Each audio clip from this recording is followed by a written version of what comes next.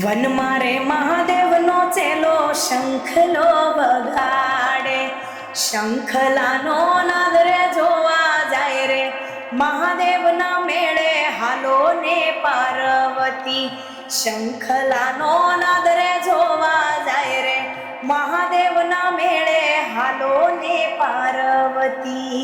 હાલો ને પાર્વતી. મને ગાતા તો સારું નથી આવડતું, પણ મને ભોળાનાથ ઉપર એક કડી ગાવાની ઈચ્છા થઈ. હે ભજી લે ભોળાનાથ, ભવસાગર તરવાને કાસ. કે ભજી લે ભોળાનાથ, ભવસાગર તરવાને કાસ.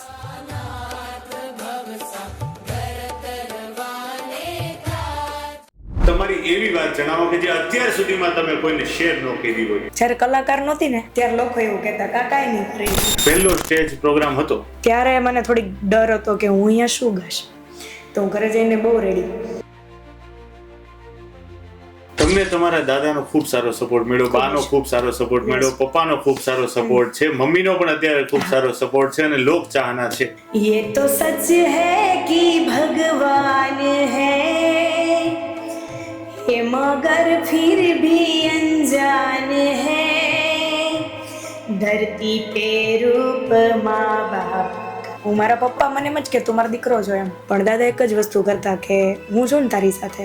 દાદાએ એવું કીધું કે હું છું તારી સાથે, તું આગળ વધ અને મહેનત કર, પણ આપણે એકવાર કલાકાર તો બનવાનું જ છે.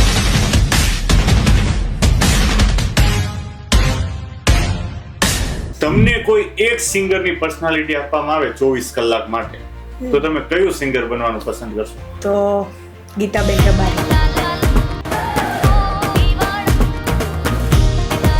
પણ કદાચ જો તમે સિંગર ન બન્યા હો તો તમે શું બન્યા હોત?